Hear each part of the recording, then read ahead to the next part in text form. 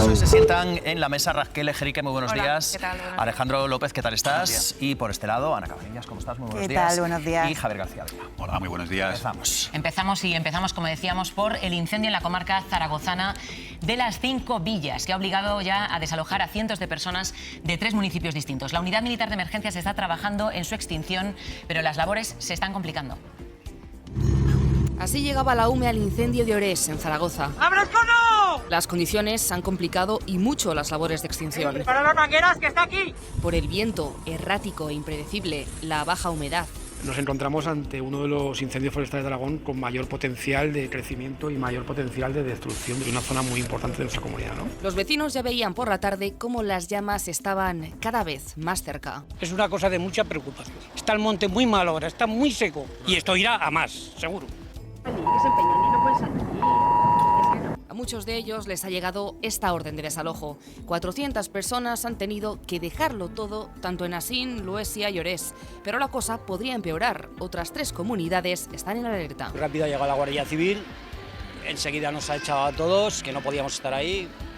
Y hemos tenido que salir, pues mira, con la bolsa. Y ojalá que no llegue al pueblo, a las casas, ¿no? Si no, nos quedamos sin nada. Entre ellos aumenta la incertidumbre porque ya lo han vivido. Y es en estos momentos cuando muchos no pueden evitar recordar el gran incendio que hubo hace 11 años. Arrasó 13.000 hectáreas. Incertidumbre, dudas y miedo. Es muy complicada la extinción ahora mismo de ese incendio que afecta al interior de la provincia de Zaragoza. Volvemos a hablar en directo con nuestra compañera Teresa Lorenzo. Teresa, tú estás en ese punto, en ese centro de acogida donde ha habido decenas de vecinos que han tenido que pasar allí la noche, suponemos, en vela. Sí, aquí han dormido 67 de los vecinos desalojados de las 4 localidades de las 5 villas. La última, esta madrugada, los vecinos de Malpica de Arba. El viento está dificultando las labores de control, también las altas temperaturas que se prevén para esta tarde. El fuego sigue avanzando, 1000 hectáreas, nos decían a última hora de la noche de ayer, pero esa cifra se queda muy corta porque el incendio, las llamas, siguen avanzando. Precisamente nos encontramos aquí con 2 vecinos que han pasado la noche de la localidad desalojada de Luesia. Angelines, ¿cómo ha ido esta noche? Bien, hemos estado muy bien, sí. Nos dieron un bocadillo para cenar y una botella de agua y no hemos dormido, pero bueno, hemos descansado. Me imagino que no han dormido precisamente por la preocupación. Yo no tengo más que la casa, pero es preocupado dejar la casa y marcharte y no saber si vas a volver. El caso de Baristo ha dejado allí a 2 hijos y él sí que tiene allí animales. Sí, tenemos allí unas granjas. Y luego el chico, como está con el tractor, colaborando con los campos, labrando, pues entonces yo también estoy un poco preocupado por si llegaban al fuego a las granjas. Pero bueno, creo que no llegan. Usted está en contacto permanente con sus 2 hijos que se han quedado allí, como dice, haciendo labores de cortafuegos con el tractor. Sí, estoy en contacto con ellos. A las 6 de la mañana lo he llamado y me ha dicho que todavía, como era de noches aún, pero bueno, que estaba la cosa un poco peliaguda. Además les mandan fotos y está muy cerca ya el fuego del pueblo. Está muy cerca del pueblo y luego se ve bastante fuego. Muchas gracias por atendernos. Además, en las últimas horas hemos tenido comunicación del Gobierno de Aragón de que se ha declarado un segundo incendio en el Pirineo, en la zona de Peña Montañesa, al lado de Ainsa, a consecuencia de gran actividad eléctrica que se ha dado esta madrugada por una tormenta seca. Francisco Auría es el alcalde de Orés, una de esas localidades afectadas. Alcalde, buenos días. Hola, buenos días. Su localidad ha sido completamente evacuada. ¿Dónde se encuentra usted ahora mismo? Pues estamos a escasos metros del centro de control porque nos hemos salido por el tema de coberturas, pero vamos, estamos ya en el puesto de control de mando. ¿Y han evacuado todo el municipio? Sí, el municipio ya recibimos la orden ayer sobre las 7 de la tarde de desalojarlo, con la complicación de que teníamos una residencia municipal y había que trasladar a los ancianos con ambulancia y con servicio médico, pero vamos, al final se hizo todo correcto. ¿Y a qué distancia están, alcalde, las llamas de su municipio ahora mismo? No sé si se ve el fuego desde allí, si los han evacuado porque había mucho humo. Sí, como fue a primera hora prácticamente donde el primer núcleo afectado fue el nuestro, ahora mismo no hay llamas en el municipio, pero se quedó a escasos 50 metros del casco urbano. ¿Sabes si hay alguna casa afectada, propiedades de los vecinos del municipio que hayan sido ya alcanzadas por las llamas? Sí, hay alguna nave agrícola, alguna nave que sí que ha sido afectada, pero lo que son casas del municipio no, afortunadamente no se han visto afectadas. Alcalde, vamos a intentar hacerle una última pregunta porque estamos recibiendo el sonido con cierta dificultad. Decíamos que este incendio ha arrasado ya al menos 1000 hectáreas en distintos municipios de la comarca. Ayer por la tarde se decía que el viento iba a amainar. Se entiende que esas condiciones no han mejorado durante la noche. Ahora, ¿cómo se han levantado? ¿Cómo ven la evolución del incendio ahora que ha amanecido?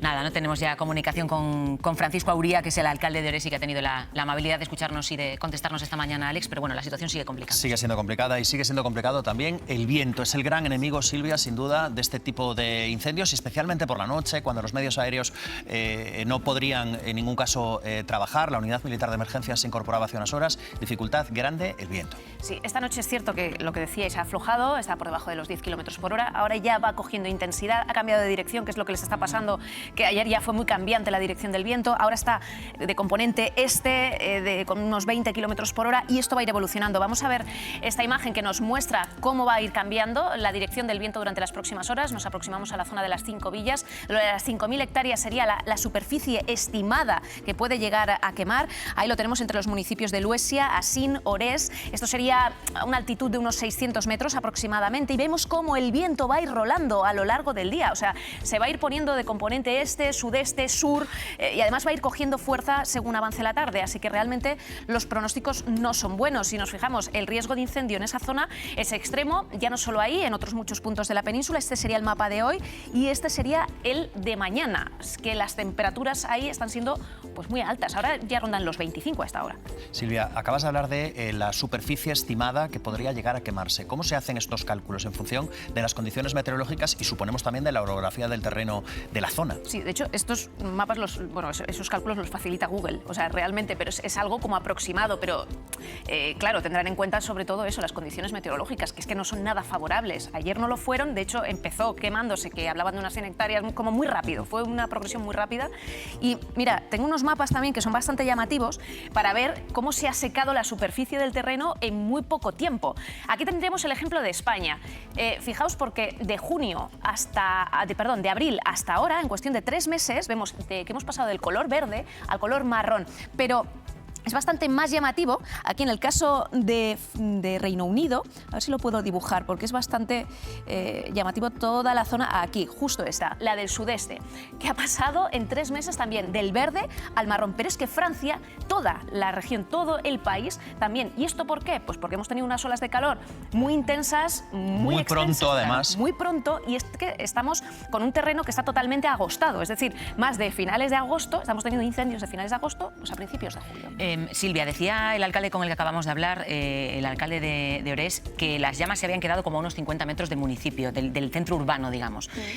Hablabas de viento cambiante, quizás en este caso sea, porque decimos el problema es el viento, pero no es tanto, tú me dirás, la velocidad del viento, sino también que, como decías, a lo largo del día va a ir hacia todos los lados. Claro, va a coger más componente este, pasa que luego es eso, se pone de sur, entonces claro, los municipios afectados pues van a estar muy pendientes de eso, porque se va a ir dirigiendo un poco más hacia el oeste primero y hacia el norte después. La semana pasada te preguntábamos mucho, Silvia, por la orografía de la zona del incendio de Almería. ¿Cómo es esta comarca que está ahora incendiada en Aragón? Bueno, esto está pues a unos 100 kilómetros de Zaragoza, o sea, de una zona llana. Nos estamos aproximando ya a un prepirineo, entonces ya es eso, ya hay zonas como más de monte, que está, pues Luesia está a unos 800 metros de altitud, mientras que Orés, creo que es, o Asín está en torno a los 600. Asín es otro de los municipios afectados. Claro, entonces ahí hay unas zonas de montes, pues eso, pues es una zona que ya se empieza a complicar. Y si hablabas de condiciones de agosto ahora a principios de julio, ¿qué va a pasar en agosto?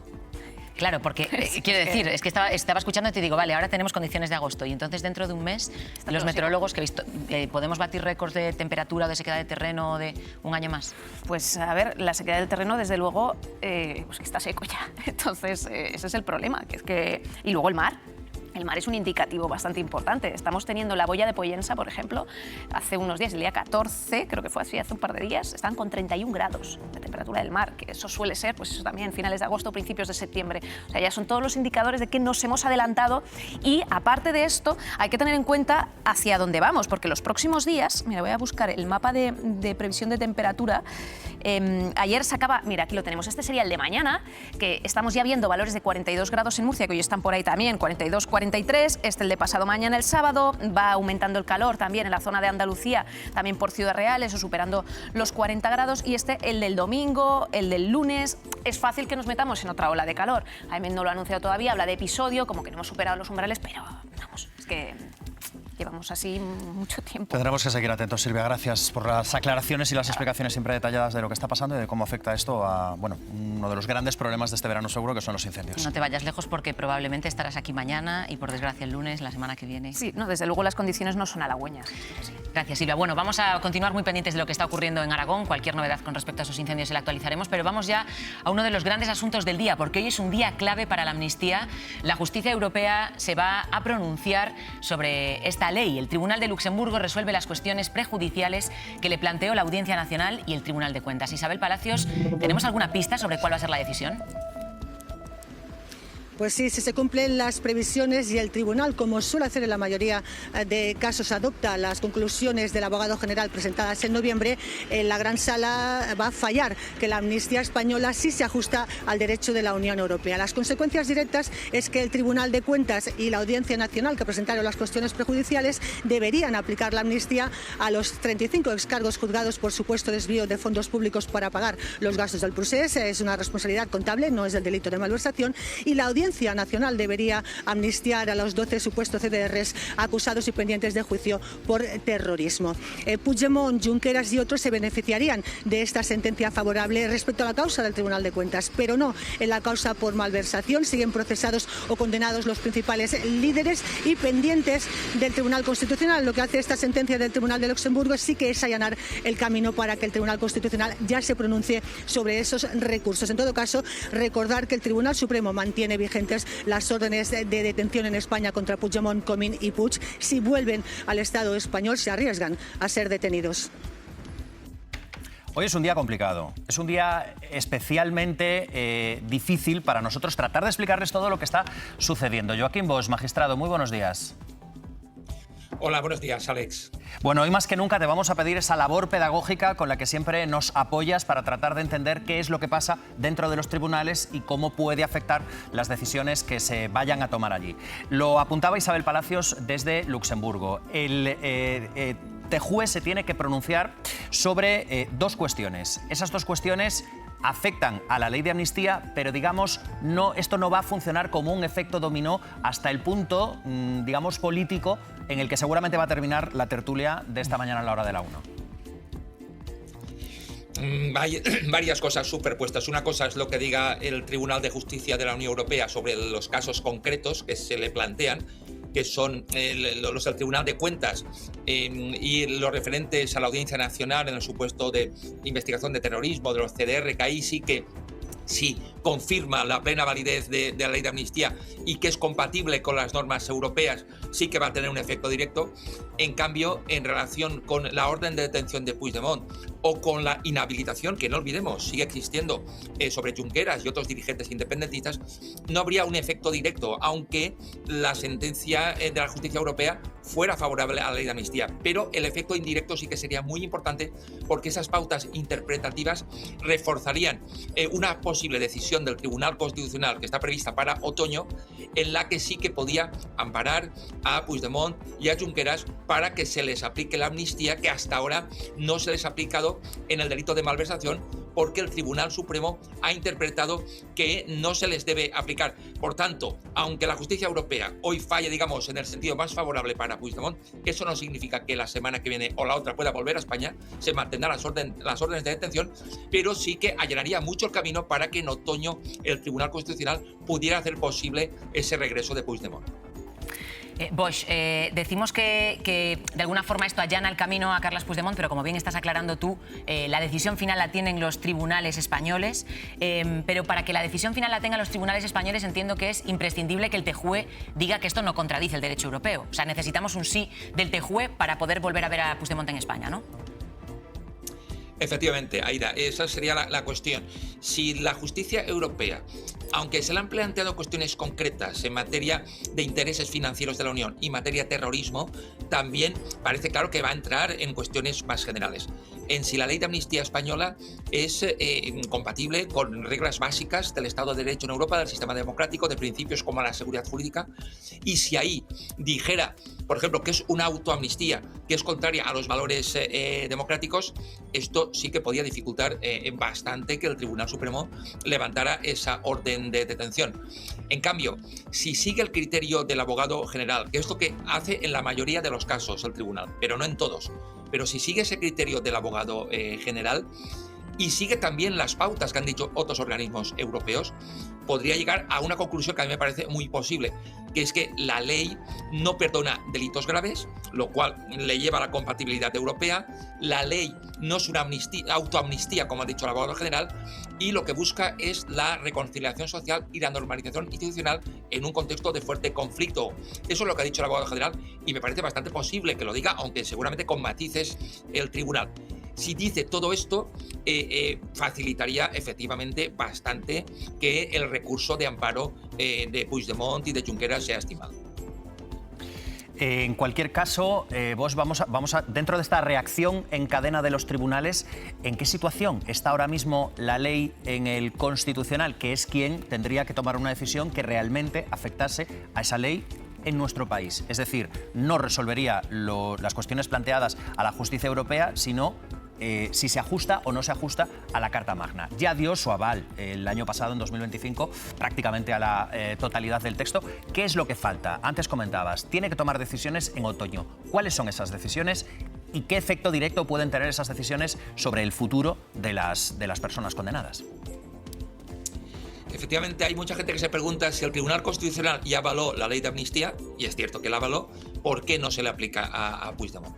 Y esto es porque el Tribunal Supremo interpretó que aunque la ley de amnistía sea constitucional, el delito de malversación que imputa a Puigdemont, pero también a Junqueras y a otros líderes independentistas, no sería amnistiable porque no entra en cómo valora el Tribunal Supremo la propia ley de amnistía.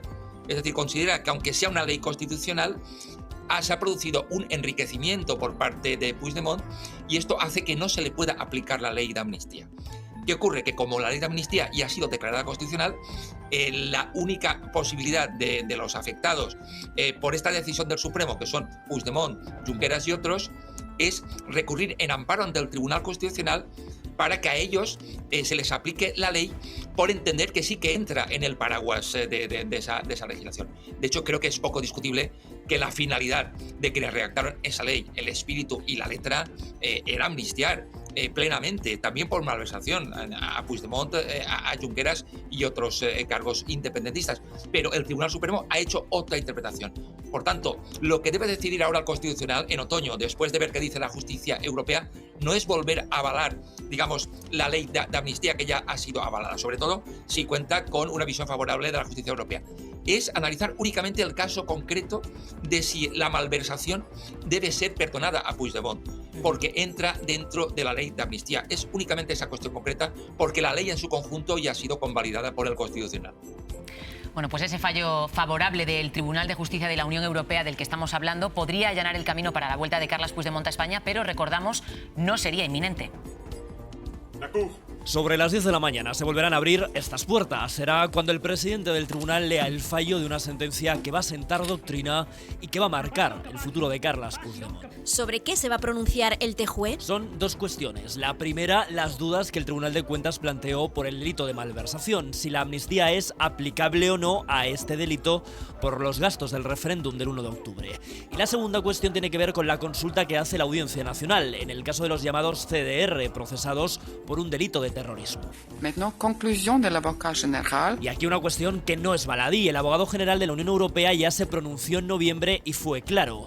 La amnistía no es contraria a la Directiva Europea sobre terrorismo o a sus intereses financieros. ¿Qué sucede si la sentencia avala la amnistía? El Tribunal de Cuentas y la Audiencia Nacional deberían archivar sendas causas. ¿Y qué tendrá que hacer el Tribunal Constitucional? El Constitucional ya avaló en 2 sentencias de 2025 el olvido penal, pero ha querido esperar a este fallo del TJUE para emitir su veredicto sobre la negativa del Supremo de no aplicar la amnistía. La sentencia del Constitucional llegará en otoño. ¿Se anula la orden de detención a Puigdemont? La respuesta es no, porque el TJUE no tiene competencias para anular ni levantar una orden de detención nacional. Si Puigdemont regresa a España, podría ser detenido al estar vigente esa orden de detención. Un fallo favorable del TJUE, el gobierno lo leerá como un espaldarazo a su gestión y a la amnistía. Y en Junts, para un regreso de Puigdemont que podría ser más rápido. Eso podría allanar o normalizar las relaciones con el gobierno rotas desde octubre del año pasado. Ana, ¿crees que si la sentencia del TJUE finalmente fuese favorable hoy, esto de alguna forma rebajaría la actitud de Junts con el gobierno? Ellos dicen que no, pero luego ya sabemos que Junts dice que no primero y luego cuando las cosas cambian, ellos muchas veces cambian. A esto no. Favorable al debate jurídico se va a unir el debate político, especialmente con efectos asimétricos en los principales actores parlamentarios, reordenando el final de la legislatura. Para Junts puede ser no solo un regreso de Puigdemont, no sabemos en calidad de qué y cómo, sino una venta para Junts de una victoria política, ¿no? En el caso de Sánchez, evidentemente, va a legitimar la decisión más costosa de su mandato. Yo revisaba la demoscopia de diciembre de 2023. El 30% del votante socialista está en contra de la amnistía, con lo cual esto legitima mucho a Sánchez y le permitiría también recomponer esa relación con Junts, pero aún tiene pendiente 2 compromisos: la transferencia de la competencia de inmigración a la Generalitat catalana y el reconocimiento del catalán en Europa, pero no dependen del gobierno. La transferencia depende de esa mayoría parlamentaria en la que sabemos que Podemos se opone, y el reconocimiento del catalán en Europa debería preguntar a Feijóo, porque es los conservadores alemanes los que se oponen. Con lo cual vamos a ver este final de legislatura en el que Junts va a tener mucho protagonismo. Hablabas, Ana, del apoyo que tenía dentro incluso del marco de los votantes socialistas la amnistía en un momento determinado. Es verdad que ha pasado el suficiente tiempo dentro de la propia legislatura.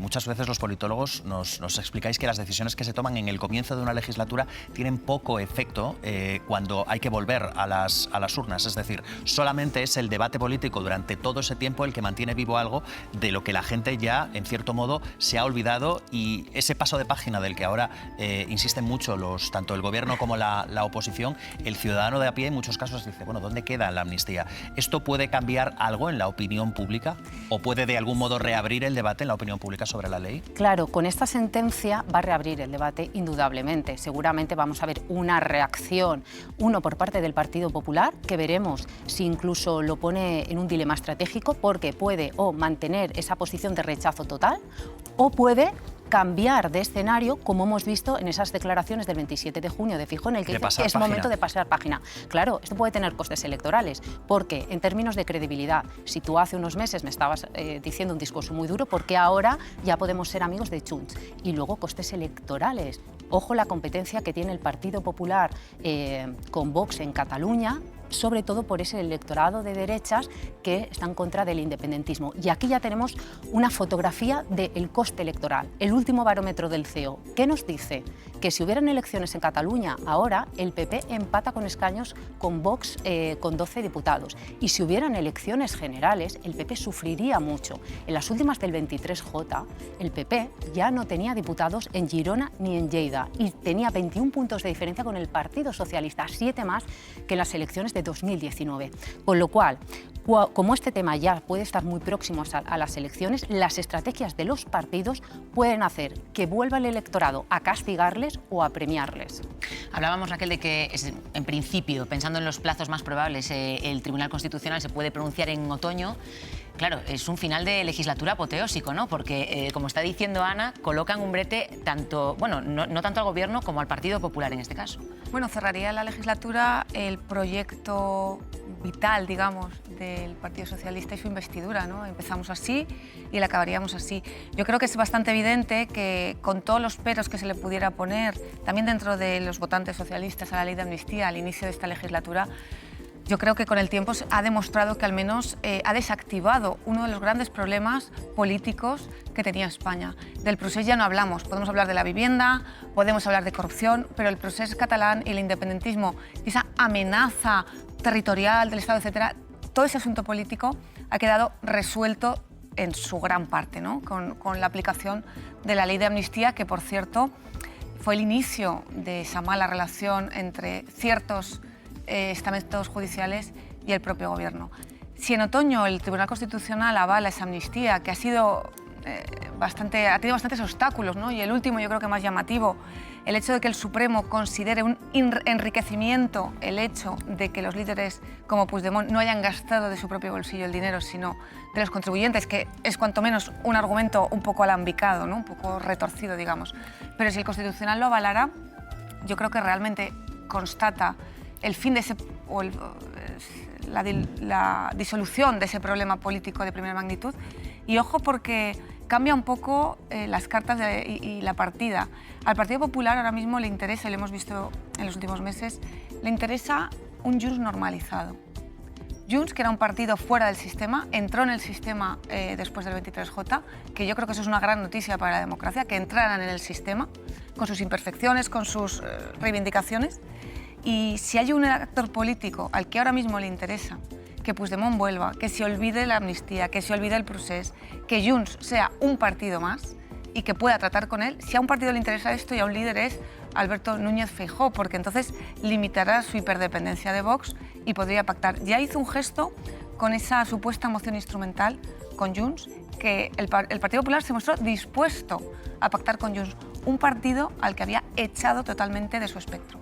¿Cuánto crees, Ana, que puede condicionar la estrategia del Partido Popular de cara a unas elecciones generales, lo que pueda pasar hoy en el TJUE, las decisiones en cadena de las que hemos estado hablando, que puede tomar el Constitucional, dónde va a conseguir finalmente colocarse Núñez Feijóo con respecto a su relación con los partidos independentistas catalanes? Pues fíjate, yo creo que en el Partido Popular, y así lo vienen trasladando, ¿no? Yo creo que ya andan por amortizado el asunto de la amnistía.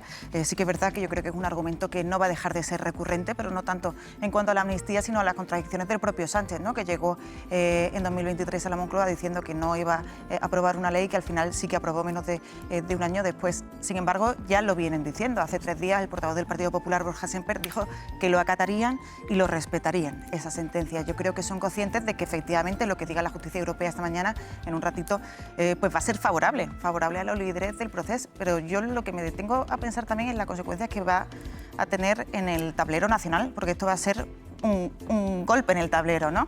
Estamos hablando de que en octubre previsiblemente el Tribunal Constitucional dé amparo a los líderes del proceso y eso lo tendrá que acatar después el Supremo, que tendrá que emitir un nuevo fallo. O sea, esto no es automático, esto conlleva unos pasos, ¿no?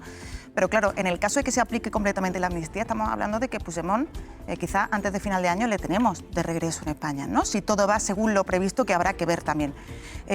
Y que Junqueras, Jordi Turull, Romeva, en fin, sus consejeros podrían presentarse a las elecciones autonómicas de 2027. Quiero decir que no es algo que vaya a pasar a un segundo plano, sino que volverá con toda la fuerza, que son dirigentes que estaban desactivados por el referéndum del 1 de octubre y que ahora volverían directamente a primera plana de la política. Yo creo que esto lo vamos a ver y yo tampoco tengo muy claro, fíjate, al Partido Socialista cómo le puede venir. Quiero decir, tener a unos líderes independentistas que han sido condenados, que han sido rehabilitados gracias a su gobierno, yo creo que también puede reavivar un poco ese debate en el que nos encontrábamos en el año 2024, que parece que se nos olvida, porque es cierto que todos hemos asumido que esa amnistía se ha llevado a cabo, ¿no? Y como que ha bajado bastante el nivel de tensión en el debate. Pero es un debate que se va a volver a reabrir y lo decía Ana, que había cierta polémica también, cierta controversia dentro del propio electorado socialista sobre esa amnistía y yo tengo dudas de cómo le pueda venir a Pedro Sánchez a pocos meses de unas elecciones el hecho de que Puigdemont vuelva y diga le he torcido el brazo al gobierno, porque yo tengo claro que eso va a suceder. La clave de cómo se da un debate depende también de cuándo se da ese debate. Si tú coges todos los datos que da el equivalente al CIS catalán, el CEO, sobre el independentismo en Cataluña, vemos que ha caído drásticamente y que no llega a los límites de los años del proceso. Si tú te coges las cifras asistentes a la Diada de Cataluña de septiembre, vemos que no asisten ni de lejos los mismos. Si tú te coges a una señora que ganó las elecciones en Cataluña, que se llamaba Inés Arrimada y que encabezaba Ciudadanos, yo quiero recordar dónde está ahora mismo Ciudadanos. Hemos vivido unos años locos y no estamos en la misma posición que en 2023. Por cierto, el Partido Popular se hizo lo equivalente a la gira Eras Tour de Taylor Swift, que yo quiero recordar que fueron 150 conciertos. contra la amnistía antes de que hubiera un texto. Antes de que hubiera un texto, que lo ha apuntado Raquel, hubo manifestaciones de jueces con toga criticando la ley de amnistía, antes de que lo pudiéramos leer, ¿eh? Voy a insistir mucho sobre eso. Los efectos de la ley de amnistía... Que era Carmen Calvo, que decía que era constitucional. Sí, y el Partido Popular decía el año pasado, después de que se pronunciara el Tribunal Constitucional, que la ley era ilegal y que le daba exactamente igual al Constitucional. Ese Constitucional que tiene un tercio que renovar pendiente desde diciembre y no le ha dado la gana, porque no ha activado la renovación en el Senado. Entonces, me río yo de lo que dice el PP sobre lo legal y lo no legal. Pero vamos al tema. Creo que es bueno que Feijóo haya girado y haya pasado a asumir una etapa nueva. Creo que lo hace única y exclusivamente porque depende de los votos de Junts si quiere como mínimo escenificar esa moción de censura o el día de mañana pactar con alguien que no sea solo Vox. Pero creo que la crítica al Partido Socialista tiene que ver con que antes de campaña decía que no lo iba a hacer y luego lo hizo. Totalmente de acuerdo, es criticable. Pedro Sánchez cambió de opinión. Ahora, las otras decisiones que tomó antes de esto, que fueron los indultos, lo quiero recordar, y la reforma de la sedición, iban exactamente en esa línea. Y yo creo que podemos estar todos de acuerdo en que a día de hoy Cataluña es respirable y en España se puede hablar de otra cosa más allá del procés. Y hubo años en los que era completamente imposible, y lo quiero recordar. Y eso pasó con un gobierno del Partido Popular, y el 155 se activó, lo quiero recordar también, con el Partido Popular y con el Partido Socialista. Claro, esto de los tiempos, Javier, es interesante porque decimos el gobierno va a tener que enfrentarse, ¿no?, a esa parte del electorado que a lo mejor no ve bien la amnistía o que no ve bien ver a Puigdemont de vuelta en España, pero es verdad que el momento político también es importante, porque si simultáneamente a eso tienes a un Partido Popular tratando de justificar que Puigdemont esté en España después de todo lo que hemos visto, a lo mejor, digamos, se reparten esas culpas, ¿no? Porque no hay enfrente una alternativa que supongo. Sin ninguna duda, vamos a ver, yo creo que todos sabemos perfectamente que la amnistía fue la exposición máxima del lema político de Pedro Sánchez, hacer de la necesidad virtud. Todos lo sabemos. No lo estoy criticando, es así, los políticos se acomodan a las circunstancias, pero lo cierto es que unos días antes de las elecciones estaba negando la amnistía. Bueno, ya está amortizado. Vamos a ver, Junts está convencido de que el gobierno nunca ha tenido interés en la vuelta de Puigdemont, ¿eh? Junts está perfectamente convencido de eso. Yo no creo que vaya a tener consecuencias la posible vuelta de Puigdemont antes de final de año, que todo parece indicar que esos podrían ser un poco los márgenes. No creo que vaya a tener consecuencias en la relación de Junts con el gobierno. Yo creo que es una relación rota y irrecuperable completamente. Junts tiene una desconfianza casi genética respecto al gobierno y respecto al PSOE, porque ellos consideran que les han engañado permanentemente durante toda la legislatura. ¿Es una desconfianza también electoral? Pues, sí, porque ahí voy. Vamos a ver, ahora mismo para Junts el problema no es la vuelta de Puigdemont. Ahora mismo para Junts el problema es Alianza Catalana. Ese es el gran problema de Junts. No es la vuelta de Puigdemont. Puigdemont obviamente es un ejemplo, es una representación política, es un ejemplo político, es un escaparate político, evidentemente, pero el gran problema, y los datos del CIS catalán que antes apuntaba Ana lo dicen así, el gran problema de Junts ahora es Alianza Catalana. Alianza Catalana es una formación muy disruptiva que está cambiando el mapa político en Cataluña y que va a ser un elemento a tener en cuenta. Insisto, a mí me parece que respecto al PSOE no va a cambiar gran cosa la sentencia del TJUE y la evolución posterior. A mí me interesa más, lo apuntábamos antes, la posición del Partido Popular. Porque es verdad que el Partido Popular tiene que ser un partido capaz de jugar en todas las áreas, menos con Bildu, porque ellos ya lo han dicho. Ahora, yo creo que el resultado electoral va a ser muy claro y va a ser muy preciso. Al PP solo le va a quedar una alternativa, que es el pacto con Vox. Creo que el resultado electoral, lo veremos, estoy especulando obviamente, no va a dejar el lugar a otras opciones. Es decir, va a ser imposible formar un gobierno, creo yo, del Partido Popular con PNV o con Junts. Me da la impresión, y es una impresión, insisto, lo tendremos que ver cuando se abran las urnas, que la única posibilidad que va a tener el Partido Popular de gobernar va a ser con Vox. Dicho eso, yo sí creo que conceptualmente el Partido Popular tiene que ser capaz de jugar otros partidos. Y creo que tiene que ser capaz de jugar con Junts, y creo que tiene que ser capaz de jugar con el PNV, cosa que ahora mismo es imposible porque ahora mismo no se ve esa posibilidad. Pero sí que creo que debería ser capaz. Ana, una pregunta con respecto a esto que decía Javier. Hablábamos de que a lo mejor esto puede cambiar la actitud en Junts. Él lo ve imposible. Me imagino que dentro del Ejecutivo habrá quien crea que esto puede ser una bomba de oxígeno.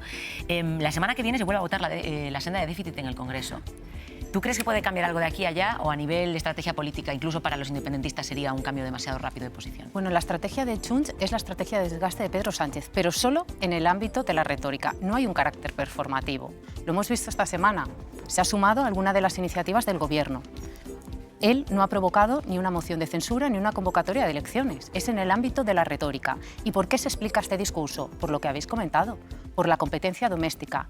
Junts, toda la teatralización de la política y la presión sobre Sánchez es para obtener un rédito en Cataluña. Pero ojo, esta estrategia no le está dando buenos resultados.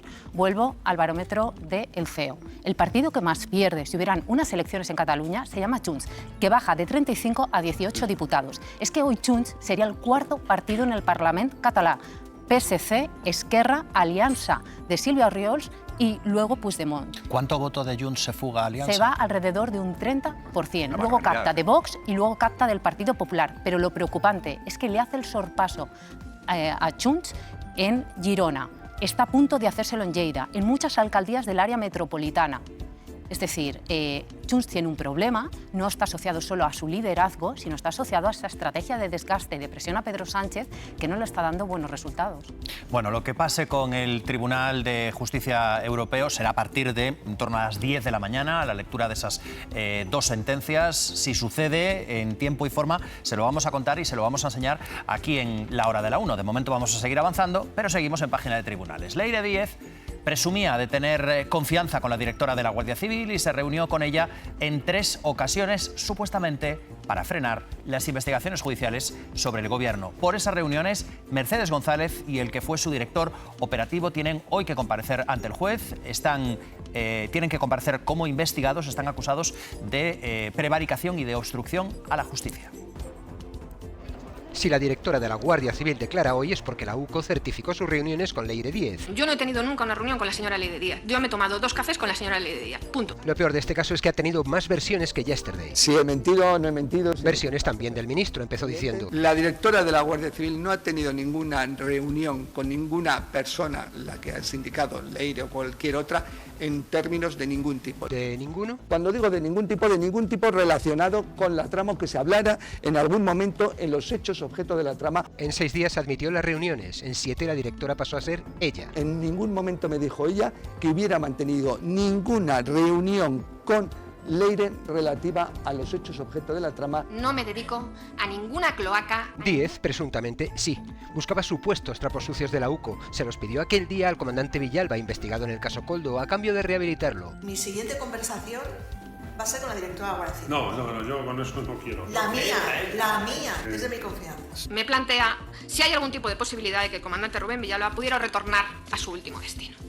Yo rechazo de plano esta solicitud e inmediatamente se da por finalizado dicho encuentro. Después de esta tercera reunión nunca más se supo. Sánchez la apoya. Ejemplar en todo momento. Pero a ella y a su director operativo les imputan prevaricación y obstrucción. Y el PP quiere imputar también al anterior director, Leonardo Marcos. La UCO cree que él y el DAO pidieron a los investigadores que se pusieran de perfil en los casos del Gobierno. Jamás he dicho a ningún funcionario público algo parecido a no investigar, dejar de investigar. Según la UCO, se trataba de ponerse ya de perfil ante el pleito del hermano del presidente. Tanto Mercedes González como Manuel Llamas, su director operativo, están acusados de prevaricación y de obstrucción a la justicia. María. Sí, están investigados por esos 2 delitos por los que van a tener que declarar frente al juez Pedraz, que por cierto acaba de llegar a la Audiencia Nacional a partir de las 10:15 de la mañana. Fue una solicitud de anticorrupción que los investigasen, que aceptó el juez. Cree Anticorrupción y también la UCO que hay indicios de que pudieron influir en las investigaciones, que se paralizasen las investigaciones contra el entorno del presidente y también con el Partido Socialista. Y quieren también averiguar, lo quiere hacer el juez Pedraz en ese interrogatorio a partir de las 10:15 de la mañana, como os digo, si se abrieron expedientes a los agentes de la UCO para que se paralizasen esas investigaciones. En concreto, a Mercedes González, a la directora de la Guardia Civil, le va a preguntar por los encuentros con Leire Díez. Ella hace justo un mes en el Senado decía que no había tenido encuentros, sino que habían sido 2 test que se había tomado con la exmilitante socialista y que no había influido para nada en esas investigaciones. Veis que hoy estamos en un lugar que no es habitual en la Audiencia Nacional, y es que van a entrar por la puerta por la que normalmente lo hacen los magistrados. Es por una cuestión de seguridad, son cargos públicos, lo han solicitado a la Audiencia Nacional y se lo ha concedido, muy pendientes de la llegada de los 2. Pues seguiremos muy atentos a lo que pueda pasar en el tribunal. En la mesa se ha sentado ya Irma Frigenti. Como saben, muy buenos días, Irma. Como saben, es la persona que nos ayuda a entender también qué es lo que pasa muchas veces dentro de los tribunales.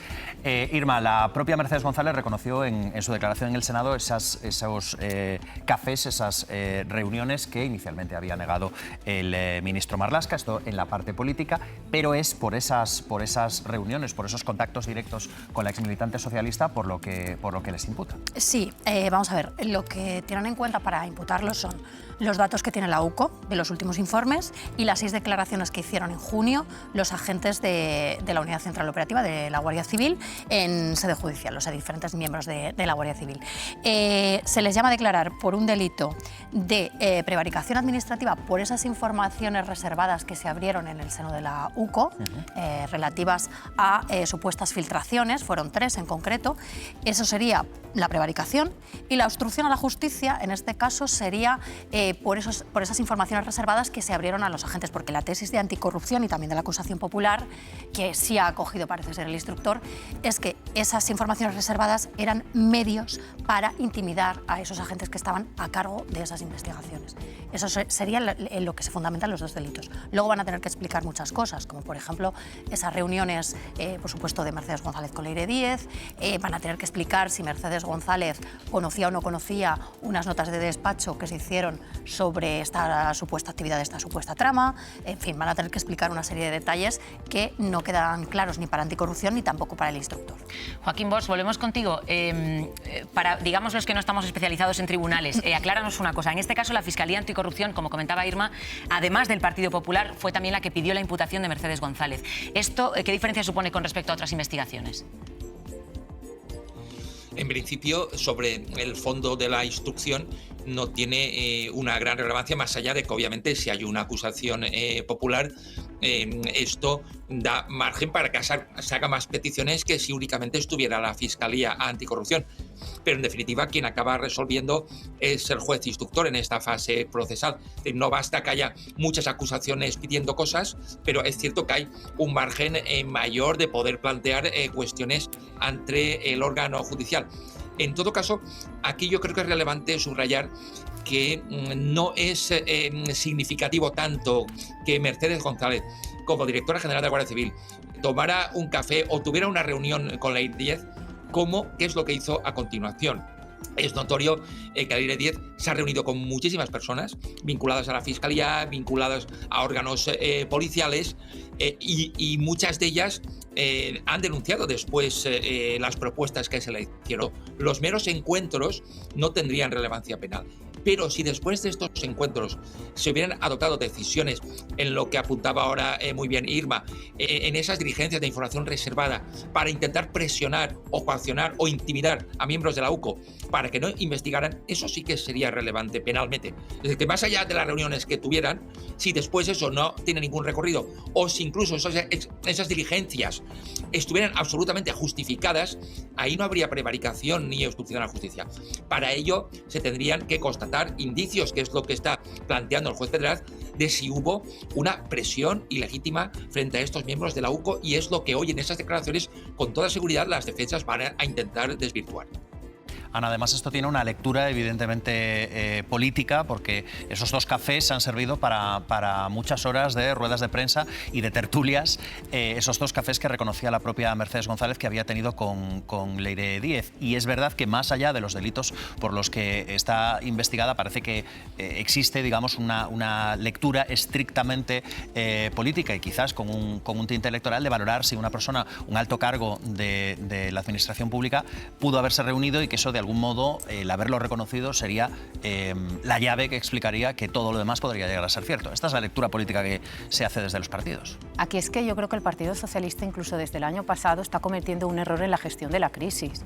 Es que está confundiendo el plano judicial, que tiene un largo recorrido, que tiene incluso novedades, con el plano político, que exige respuestas inmediatas, asunción de responsabilidades, es decir, cuando dimitimos, cuando incluso recurrimos a la justicia si se daña el honor del Partido Socialista, y esto además en un partido que ha hecho una de sus señas de identidad la lucha contra la corrupción. Entonces aquí, con esa falta de explicaciones, especialmente por el líder del Partido Socialista y secretario general, está aumentando el agujero de la credibilidad, especialmente cuando empezamos a conocer estas nuevas informaciones que desmienten las anteriores. Aquí el Partido Socialista, como he dicho, se ha equivocado con esa estrategia de comunicación de la crisis, y sobre todo no ha respondido a 3 preguntas.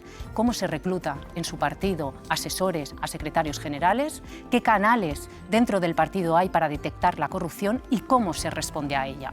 Porque todo se resume a dónde está la línea roja cuando alguien es imputado. Entonces, esto está agravando el agujero de credibilidad y de confianza. Cabanillas, ¿tú crees que Mercedes González debería continuar en el cargo? Ahora mismo recordemos que la directora de la Guardia Civil sigue ejerciendo sus funciones. Pues yo creo que es que el propio Pedro Sánchez hace unos años no hubiera permitido que Mercedes González continuase en el cargo, ¿no?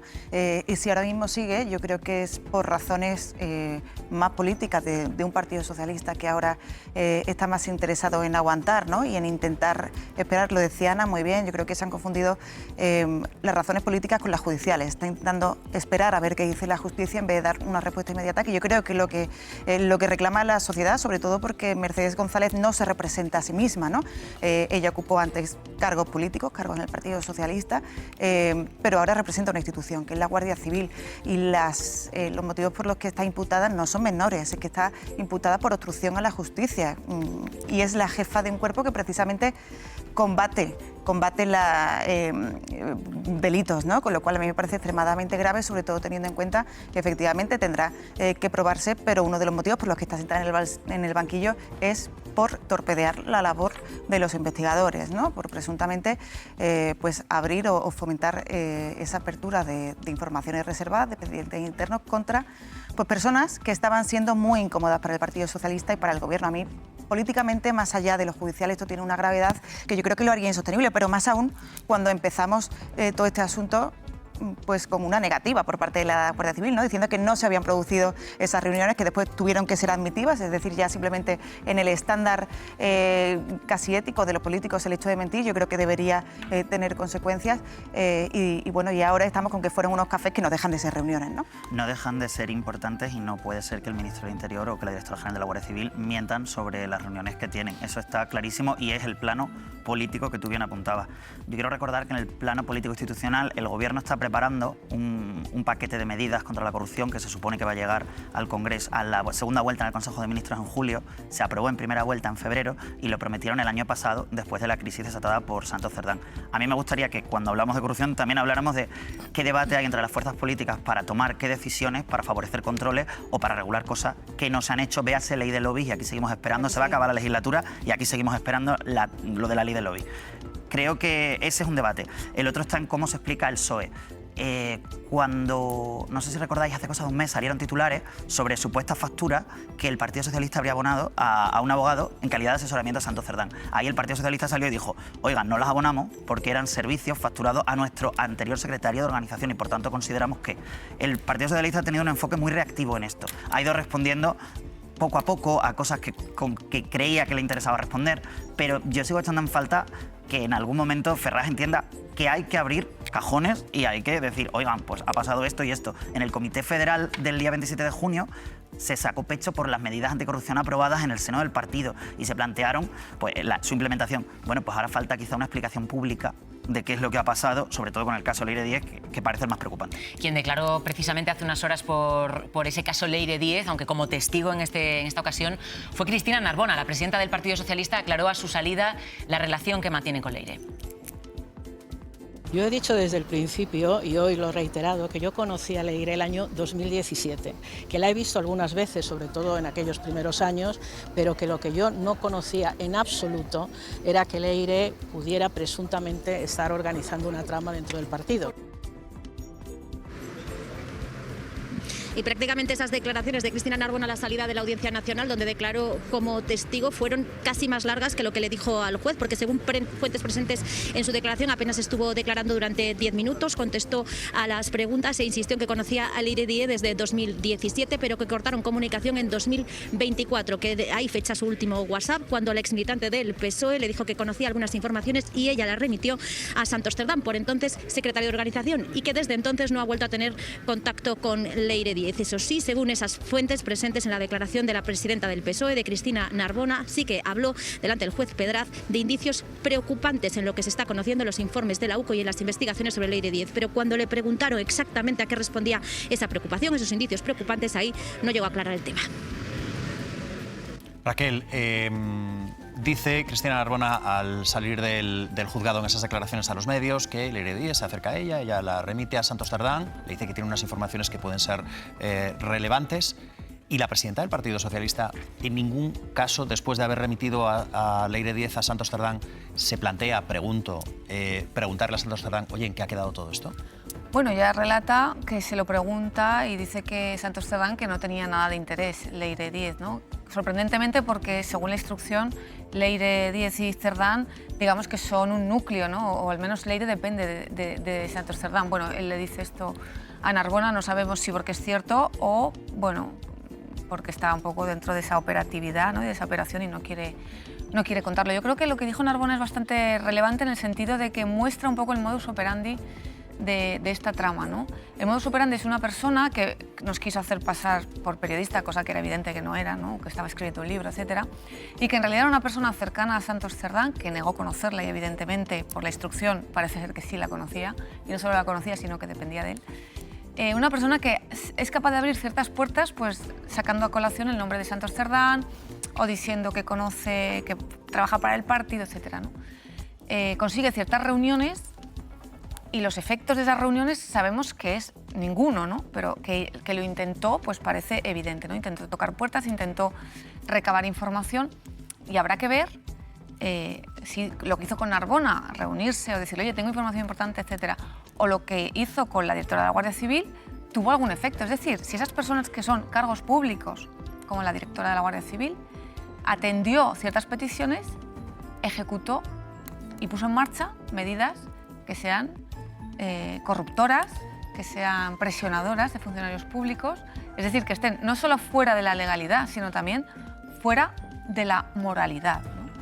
Está bastante claro que el Partido Socialista reaccionó, en mi opinión, bastante bien con Ábalos, regular con Santos Cerdán, al que fulminó, pero el día de antes había, digamos, sostenido con un comunicado, pero a partir de ahí el Partido Socialista ha decidido cambiar de estrategia, y la estrategia es no mover ficha, no dejar caer más piezas, y lo hemos visto con Zapatero, al que han apoyado, lo hemos visto con Leire, que yo creo que políticamente es donde peor ha actuado el Partido Socialista, porque nunca ha dado una explicación de quién era ella realmente y hasta dónde había podido llegar en sus intentos de arreglarle historias no solo al partido, sino también al presidente de gobierno. Y lo que parece claro por la declaración de ayer de Narbona es que, como dice la instrucción, hay un momento clave de la operatividad de estas mini cloacas o pseudo cloacas o lo que sea de Leire Díez, que es cuando Pedro Sánchez se toma esos días de reflexión.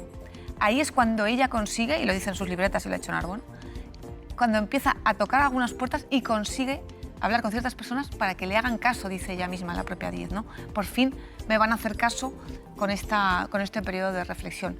Lo que queda, que no es poco en la instrucción, es saber si todo eso, esos intentos que hizo ella, encargados en principio por Santos Cerdán, ya habrá que ver si por alguien más, dieron algún fruto. En principio no dieron ningún fruto. Pero la situación del partido era bastante crítica en ese momento. Quiero decir, llama un poco la atención que esas reuniones, que ella dice, ya me están por fin haciendo caso, como tú estás planteando, Raquel, no diesen ningún tipo de fruto ni nadie se interesase por una militante que planteaba una serie de cuestiones en uno de los momentos más difíciles objetivamente para el Partido Socialista, después de que por primera vez en democracia un presidente del gobierno se tomase 5 días para ver qué hacía o qué decisiones podía llegar a tomar. Que en ese momento se te acerque una militante y te diga, tengo una serie de informaciones que pueden ser relevantes o estoy valorando informaciones que pueden ser relevantes si quiero reunirme con cargos públicos y la reciben, claro, llama la atención que diga, no, aportaba algo, nada, bueno, pues olvídate. Bueno, es que ese alguien era Santos Cerdán, era la persona más poderosa del partido y digamos que era él quien se estaba encargando de todo esto. El Partido Socialista y el Gobierno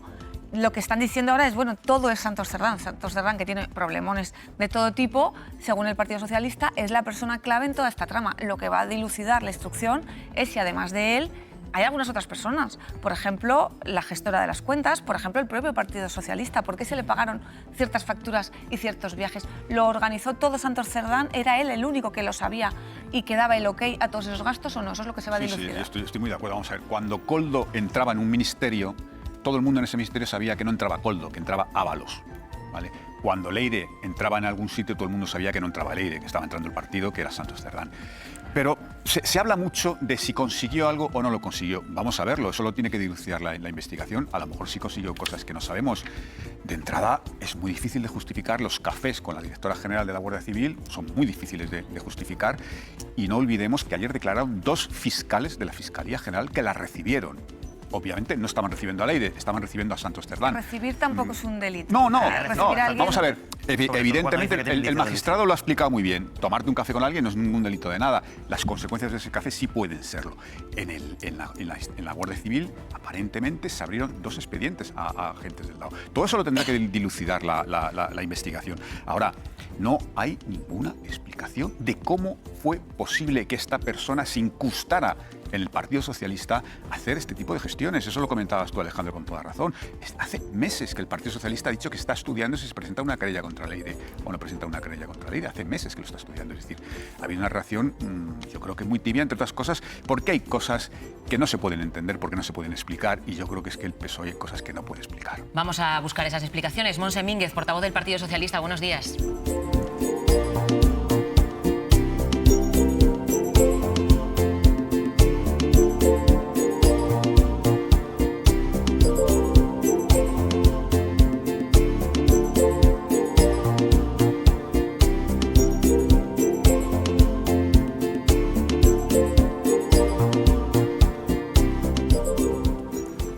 Hola, muy buenos días. Gracias por acompañarnos en la hora de la 1.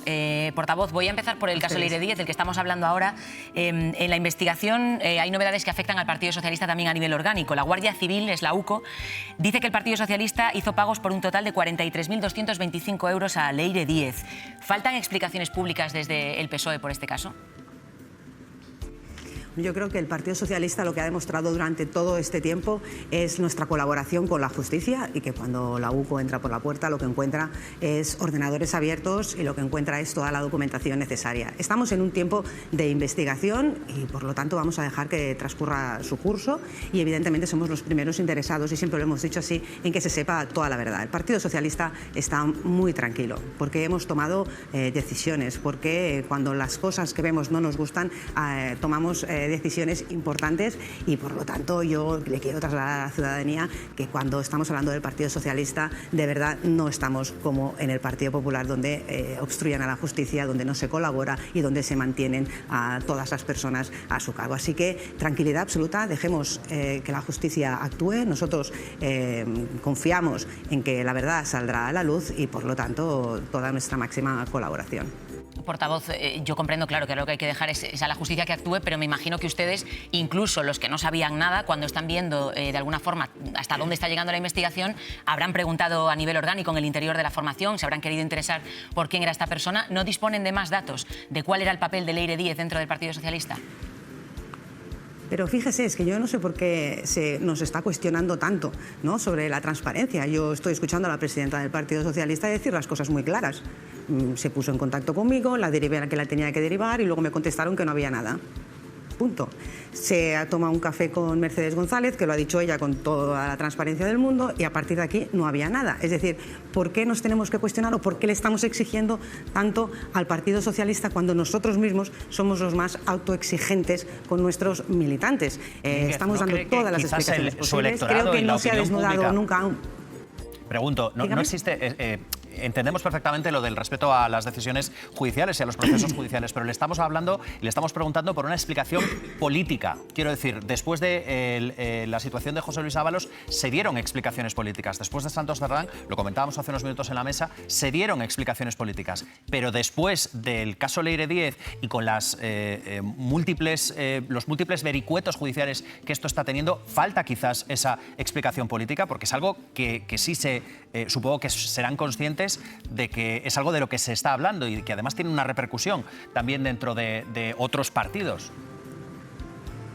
No sé, yo, de verdad, nuestra secretaria de Organización, Rebeca Torró, ha dado explicaciones políticas, hizo una rueda de prensa casi días después de que entrara, o el día después de que la UCO entrara en la sede del Partido Socialista, con lo cual, ¿qué más explicaciones políticas se nos puede pedir? Estamos dando todas las explicaciones políticas. Ustedes tuvieron ayer unas declaraciones de la presidenta del Partido Socialista y estamos todos, y ahora mismo estoy aquí como portavoz del Partido Socialista y estamos dando todas las explicaciones que hasta donde nosotros sabemos, hasta hasta donde nosotros podemos llegar. Y, oiga, yo insisto, estamos en unos tiempos judiciales, yo entiendo que los tiempos mediáticos son otros, y luego, evidentemente, los políticos para el Partido Popular, que evidentemente, vamos a decirlo muy claro, lecciones ninguna de quien creó una trama como la Kitchen, donde ustedes han podido ver todo lo que sucedió, que hasta se inventaron falsos curas para secuestrar a la familia del señor Bárcenas e entorpecer a la justicia. Oiga, de verdad, es que en el Partido Socialista están hablando con una organización seria, están hablando con una organización que respetamos a la justicia y los tiempos de la justicia. Mínguez, una pregunta. Cristina Narbona, la presidenta... Con la señora Leide. Discúlpeme una pregunta, por concretar un poco. Ayer la presidenta del partido, a la salida de un tribunal, dijo que le había trasladado ese contacto con Leire Díez a Santos Cerdán y que Santos Cerdán le había respondido que nada importante. Preguntamos, cuando Santos Cerdán le dice a Narbona no es nada importante, ¿no creen que ahora quizás hay que dar una explicación sobre esto? Bueno, pero se lo tendrán ustedes que preguntar a la persona que está diciendo nada importante. No se lo pueden preguntar a la presidenta del Partido Socialista, que está dando su versión, o a la organización que estamos conociendo los hechos. Y yo insisto, somos los principales, a las personas que más nos interesan, los principales interesados en conocer toda la verdad. El señor Santos Cerdán ya no forma parte de la organización y, por lo tanto, insistimos, colaboración máxima, transparencia máxima, explicaciones las que tengamos. No podemos explicar todo aquello que nosotros no sabemos. Los ordenadores estaban guardados, la documentación guardada, aquí no se ha destruido nada. Estoy en toda la documentación, tanto la policía como el juzgado. Oigan, de verdad, hay la presunción de inocencia, explicamos hasta donde sabemos explicar y que se averigüe toda la verdad, que insisto, somos los primeros interesados en saberlo. Portavoz, la directora en activo de la Guardia Civil, Mercedes González, declara hoy como investigada en el caso Leire. Desde el Partido Socialista sigue manteniendo su confianza en Mercedes González. Sí, totalmente. Lo decía antes el magistrado. La directora de la Guardia Civil ha reconocido unos cafés. Una reunión y un café es muy diferente. Y aunque se hubiera reunido, las consecuencias de esas reuniones, las consecuencias de esos cafés, ella misma ha negado cualquier tipo de participación en nada. Nosotros confiamos en la señora Mercedes González. Es una profesional al frente de toda una institución como es la Guardia Civil, y es una compañera ejemplar. Así que de verdad hay un juicio y yo, desde el punto de vista político y mediático, que se está haciendo, y por favor también tengamos en cuenta que la señora Mercedes González tiene sus derechos, como es la presunción de inocencia. Ella está declarando, se está abriendo, está explicando lo que sucedió, y por lo tanto toda nuestra confianza ante la señora Mercedes González. Hoy estamos todos, Mínguez, con un ojo puesto en lo que va a pasar en Luxemburgo, la decisión que pueda tomar el TJUE sobre la ley de amnistía. Esto no garantiza un regreso inmediato. De hecho, sería en cualquier caso ahora mismo un regreso hipotético de Carles Puigdemont a España, pero ¿puede facilitar la relación del Partido Socialista con Junts? Bueno, el Partido Socialista y en el Congreso de los Diputados y desde el Gobierno siempre está abierto a relacionarnos con todos los grupos políticos y con Junts per Catalunya, evidentemente. Los ciudadanos dibujaron el arco parlamentario, respeto a todos los diputados que representan a sus ciudadanos, y nuestra obligación como Gobierno en minoría es intentar llegar a acuerdos que mejoren la vida de la gente. Y en esa línea estamos, estaremos, y nunca hemos renunciado a este diálogo y a estos acuerdos. Prueba de ello es que después del decreto que aprobamos, importantísimo, sobre la ley de la dependencia, que da y otorga mayores recursos a las comunidades autónomas, prueba de ello es que el Gobierno ha sacado adelante 69 iniciativas legislativas importantísimas para mejorar la vida de la gente, y vamos a seguir trabajando todas las semanas para sacar adelante estos proyectos de ley, estos decretos, como será en el último pleno de julio. Nosotros hasta el último momento sudamos la camiseta para apoyar y para beneficiar y para garantizar mejor vida a los ciudadanos. Así que, insistimos, siempre la mano abierta, el diálogo y la negociación es un sello del Partido Socialista, lo es del PSC, lo es del Partido Socialista Obrero Español, y vamos a seguir trabajando en esta línea del diálogo. Nunca hemos renunciado a ello. También de la política, portavoz, quédese con nosotros, queremos que escuche unas declaraciones de las últimas horas del líder del Partido Popular y de la presidenta madrileña, de Feijóo y de Ayuso. Escuche.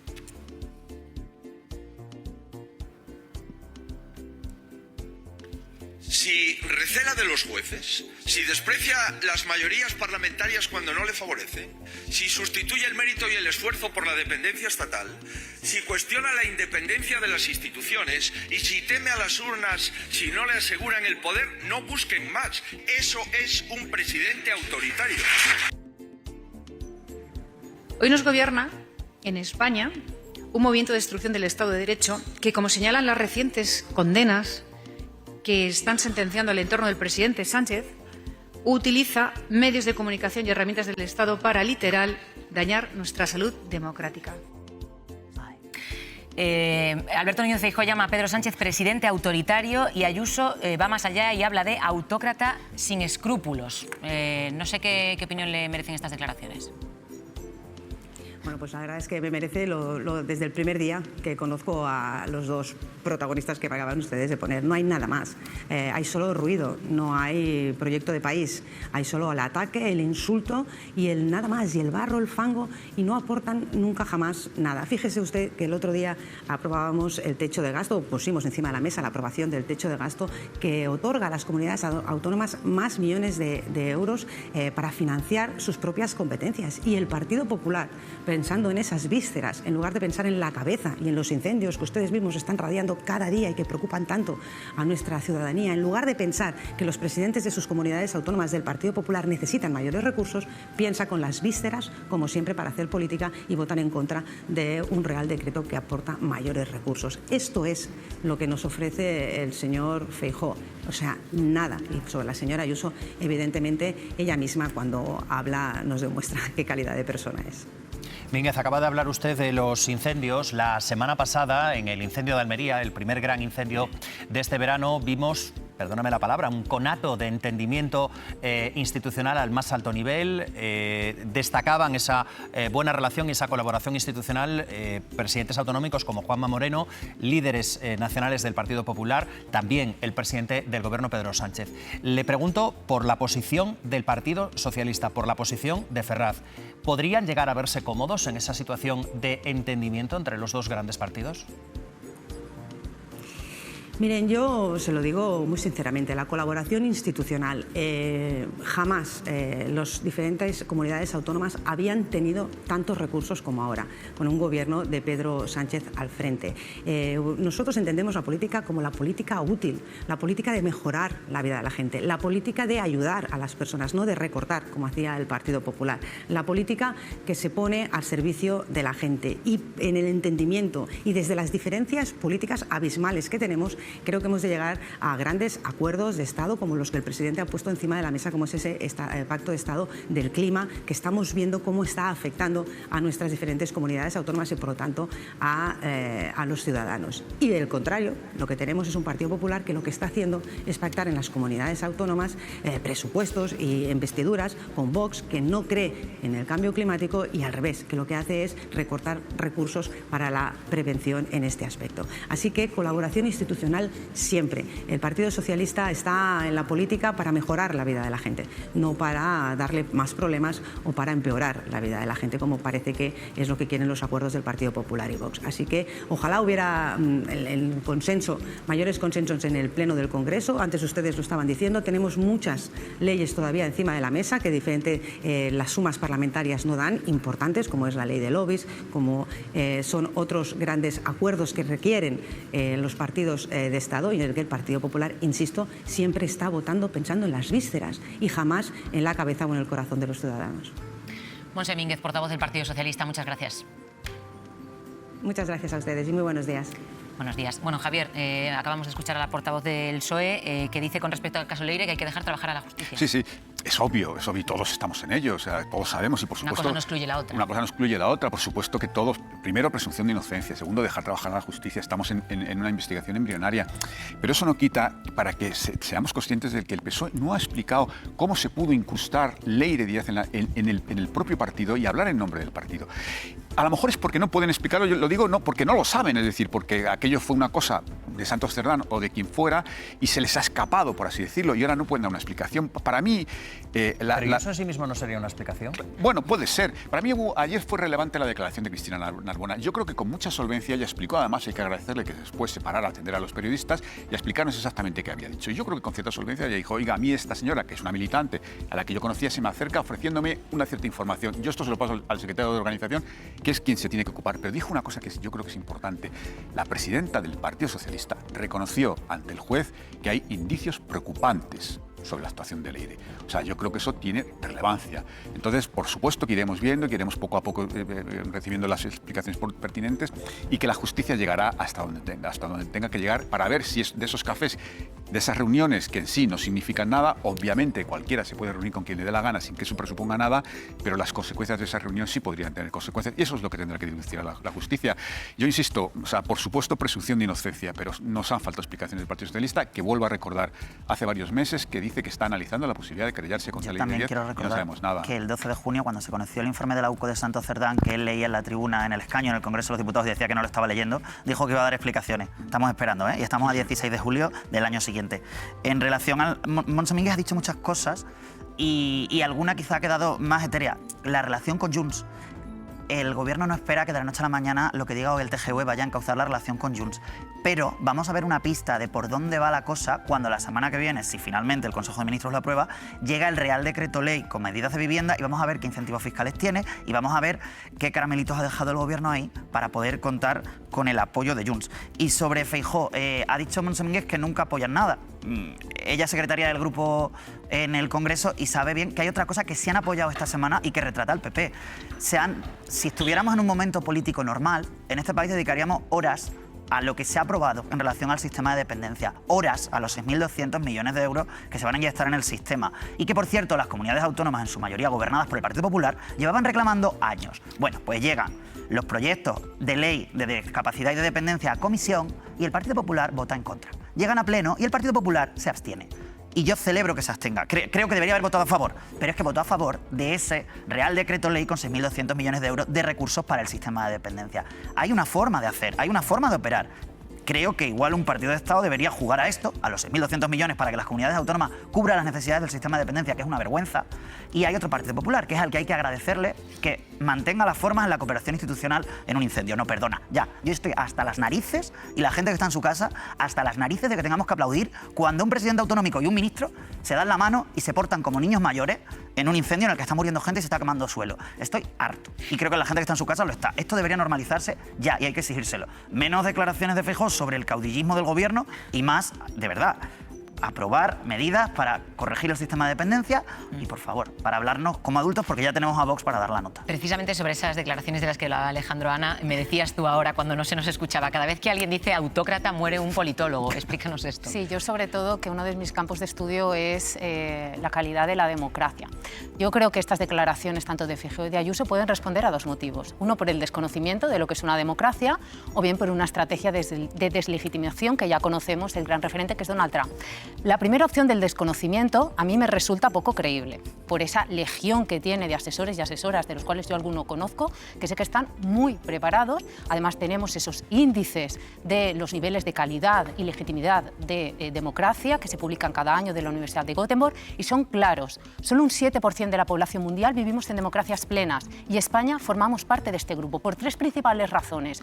Uno, porque tenemos una separación de poderes clara. Dos, porque los derechos fundamentales de toda la ciudadanía, por el momento, están asegurados sin discriminación. Y tres, porque hay pluralismo político y mediático.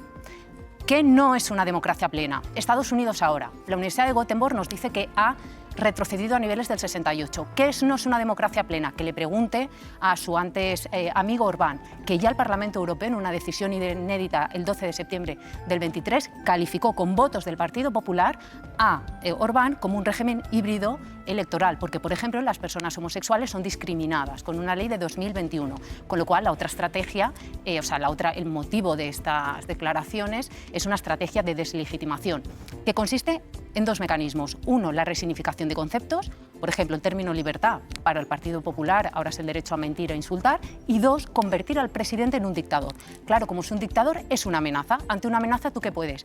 Insultar, agredir o incluso el último estadio, no aceptar un resultado electoral. Raquel, pero es que hasta donde yo sé, lo digo porque con sus más y con sus menos, con opiniones muy diversas, pero hasta donde yo sé, el gobierno que está ahora mismo en la Moncloa es un gobierno legítimamente escogido y que la legislatura termina, si vamos a los plazos democráticos, el año que viene, ¿no? Lo digo porque estamos hablando de un dictador.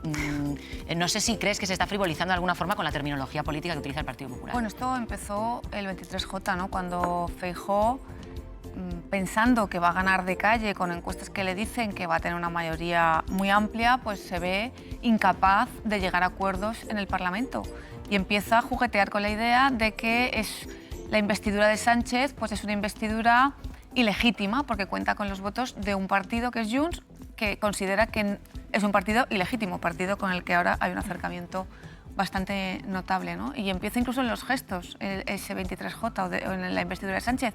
No sé si recordáis que Feijóo ni siquiera se acercó a dar la mano, le soltó un improperio, o sea, una cosa muy poco elegante, muy poco educada, ¿no? A partir de ahí, todo lo que hemos escuchado con el altavoz específico de la presidenta de la Comunidad de Madrid, que suele ir más allá incluso que el líder del Partido Popular, ha sido todo generar la sensación de que España va camino de una dictadura. Bueno, es que esto se ha dicho, que la democracia se está resintiendo, que hay un ataque al estamento judicial, que como hemos visto en hechos, no solo puede trabajar libremente, sino que lo está haciendo con personas del entorno cercano más próximo del presidente de gobierno, incluso con el asombro en algunos casos, como el del juez Peinado, de parte de la judicatura y de las personas más conservadoras, ¿no? Y lo lamentable es que es un daño que se tarda muy poco en hacer, esa sensación de que España es un país de pandereta, donde no hay derechos humanos, donde no se respetan las leyes, y esa imagen es muy fácil de trasladar y muy difícil de recuperar. Hay, Cabanillas, una creciente desconfianza en el Poder Judicial por todas las cosas que están sucediendo en la sociedad de nuestro país. ¿Podríamos llegar a caer en el gravísimo error de que se deteriore la democracia por discursos políticos que quizás, digamos, estamos en casi en año electoral? ¿El riesgo que supone esto no es demasiado elevado, pregunto? Pues yo creo que sí, yo creo que en este momento la irresponsabilidad política es total por una y otra parte. Yo creo que calificar de autócrata a un presidente, por mucho que tú estés en el papel de líder de la oposición, no es asumible, sobre todo cuando es la imagen que intenta trasladar a nivel europeo, ¿no? Como fue ayer esa conferencia de los populares europeos. Igual que no es asumible que tengamos un gobierno y a unos ministros que dicen que hay una sentencia porque llevan cierto apellido. A mí me parece que el mensaje que se manda también es peligrosísimo y es un mensaje absolutamente de crédito a la justicia. Y hablamos de las encuestas y de lo que la sociedad opina de la justicia y se nos olvida también poner el foco en la responsabilidad que tienen los políticos de cómo se hable de la justicia. En el momento en el que tú dices hay una sentencia que no me gusta, pero respeto y acato, que además yo quiero recordar, es que hace unos años no se esperaba otra respuesta sobre una sentencia que no fuera respeto, acato, aunque no me guste, o recurriremos, esperemos que cambie. Pero es que ahora yo creo que la ofensiva que se ha lanzado por parte del Poder Ejecutivo al Poder Judicial a mí me parece peligrosísima y me parece que puede contribuir a un descrédito que no sea de hoy o de mañana, sino que puede prolongarse durante años y me parece que es muy difícil de restaurar. Y yo creo que sí, que esto puede corromper un poco esa división de poderes en lo que se basa la democracia. Bueno, vamos a volver en este punto a la Audiencia Nacional porque hoy declara allí la directora de la Guardia Civil y el DAO, María Álvarez. ¿Han llegado ya Mercedes González? Sí, ha llegado Mercedes González hace solo unos minutos y antes que ella lo hacía también el DAO de la Guardia Civil, Manuel Llamas, ambos en coche, como os había dicho, por esta zona, el acceso que habitualmente usan los magistrados por unas cuestiones de seguridad. Lo habían solicitado a la Audiencia Nacional y se les ha concedido. Están citados los dos a partir de las 10:15, están investigados por el juez Pedraz después de una petición de anticorrupción por unos delitos de prevaricación y obstrucción a la justicia. Tendrán que dar respuesta a los indicios que la UCO cree haber encontrado de que obstruyeron de alguna manera las investigaciones dentro de la Guardia Civil hacia el Partido Socialista y el entorno del presidente del Gobierno y en concreto a Mercedes González, que ha sido la última en llegar sin hacer declaraciones, a pesar de que le hemos lanzado algunas preguntas a los medios de comunicación sobre las reuniones, los encuentros que tuvo con Leire Díez. Ella ha reconocido hasta 2 cafés, 2 tés en el entorno de la sede de la Guardia Civil. La UCO habla de hasta 3 encuentros entre ambas. Y seguimos contigo, María, porque los dos fiscales que mantuvieron reuniones con Leire Díez en la Fiscalía General del Estado declararon ayer ante el juez Pedraz sobre estos encuentros. ¿Qué dijeron exactamente, María?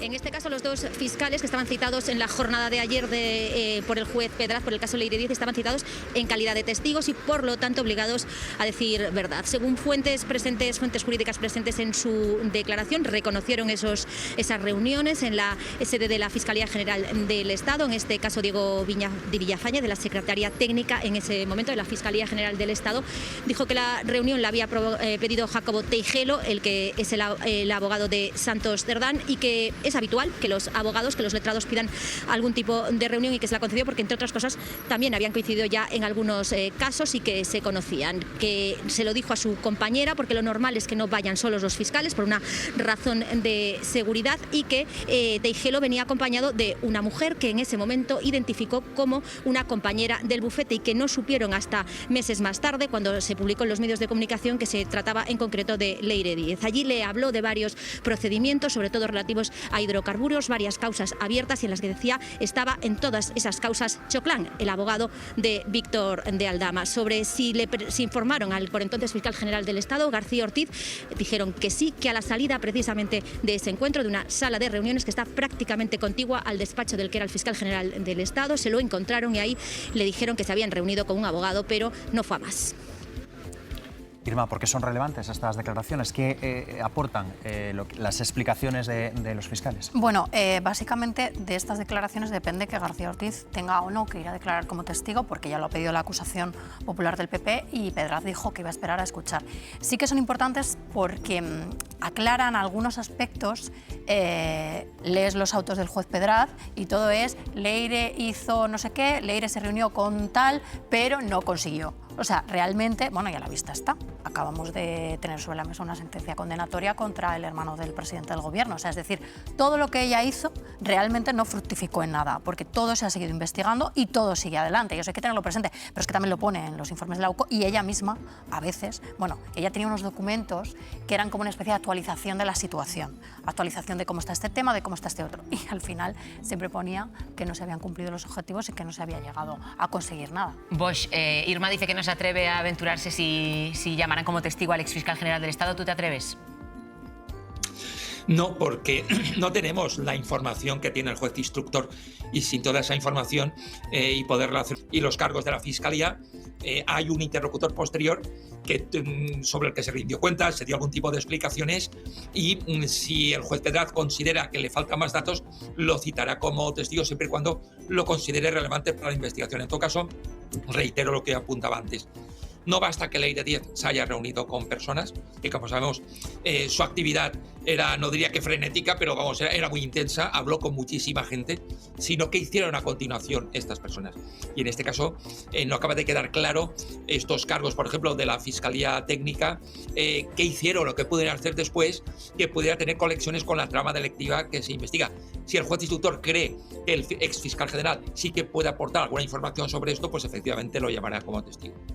Ana, si tenemos que volver a ver al fiscal general en un juzgado, esto tendrá además un rédito seguramente político. El apoyo del gobierno después de la decisión judicial sobre García Ortiz fue férreo. ¿Podría, digamos, reabrirse ese capítulo en el caso de que pueda, digamos, vincularse de algún modo al conocimiento de las reuniones de dos fiscales con Leire Díez? Sí, podría reabrirse, y como el Gobierno ha optado por dos narrativas que se están superponiendo respecto a todos los casos, por un lado sí que defiende más o menos que lo afer en los casos relacionados con la figura del presidente, y con los casos de Leire, Cerdán, sí que estamos viendo ese respeto a la justicia. Esto está generando dos tipos de emociones. Uno, la indignación por esa sensación de persecución política, y otro de decepción por casos como el que estamos viendo, por ejemplo, hoy. Con lo cual, según la narrativa que... El fiscal general del Estado estaría en el primero de los grupos. Estaría en el primero. Entonces, dependiendo de qué narrativa vuelva a utilizar el Gobierno, y ojo, cómo esté el estado de los otros casos, porque aquí el problema es que no hablamos de un caso, es que hay una superposición, con lo cual el incendio es, como lo llamamos ahora, de sexta generación. Se está retroalimentando continuamente, y aunque tú ofrezcas explicaciones parciales, como la que hemos escuchado hoy de Montse Mínguez, el incendio no se apaga. Y yo insisto en mi argumento inicial. no se apaga porque quien tiene que dar la principal explicación con una rueda de prensa y atendiendo a los periodistas se llama Pedro Sánchez, que es el secretario general y el que no solo nombra a muchas de las personas que están hoy imputadas, sino que también tiene la función de vigilar. La portavoz del partido dice que ¿qué más explicaciones podemos dar? Claro, es que las explicaciones son parciales. Lo que espera la ciudadanía es resolver la cuestión de cómo es posible que un gobierno que llegó para luchar contra la corrupción hoy tenga tantos casos encima de la mesa. Y se la tiene que responder quien es hoy el líder de los socialistas, que parece que durante los últimos 2 años no ha pasado por Ferraz. Entonces, esas son las explicaciones y además esto contrasta con toda la política de Pedro Sánchez. Él es un líder que no rehúye este tipo de crisis, que incluso se crece en ellas y falta esa explicación con atención a los medios y contestando esas preguntas. Una vez haya dado ese paso, tú ya puedes modular tu estrategia y sobre todo minimizarías esa reacción de un votante socialista que desconfía tanto en la justicia.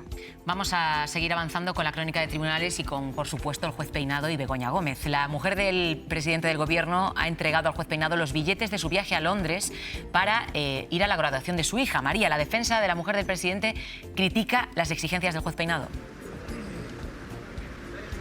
Sí, dicen directamente en un escrito en el que, por cierto, le habían dado 5 días de plazo no prorrogable, se han cumplido antes incluso de la fecha. En ese escrito critican las exigencias del juez Peinado por considerarlas contrarias a derecho. Entregan los billetes físicos tanto de la entrada en Londres como de la salida de Bristol porque dicen que los sellos que se usaban en los pasaportes están prácticamente en desuso y en el caso concreto del Reino Unido ya no se usan, sino que se hacen una serie de controles electrónicos.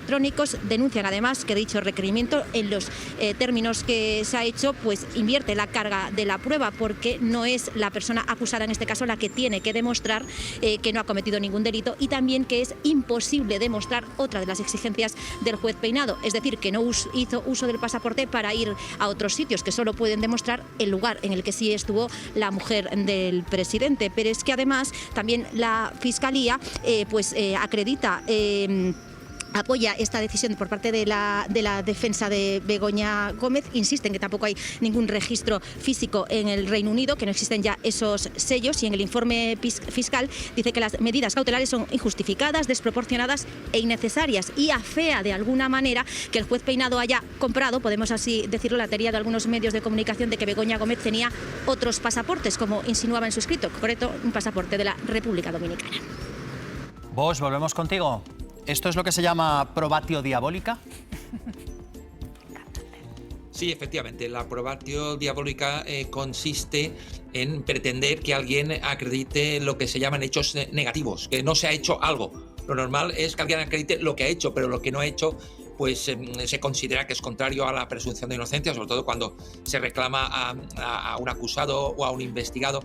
Por ejemplo, en un caso como este, en el que se pide en la providencia del órgano judicial que se acredite que no se ha incumplido la medida cautelar. ¿Cómo se prueba, por ejemplo, alguien que no ha estado en Perú o que no ha estado en Corea? Eso es muy difícil de probar, no es probar que uno no ha ido.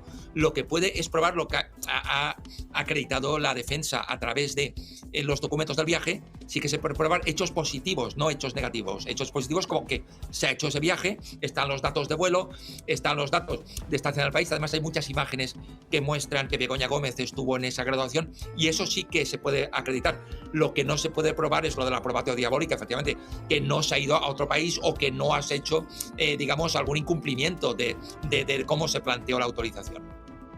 Pues, ¿qué habría pasado si Begoña Gómez no hubiera entregado los billetes a Londres? En este caso, el juez instructor tendría la posibilidad de realizar diligencias para confirmar si ese viaje se ha hecho o no al Reino Unido.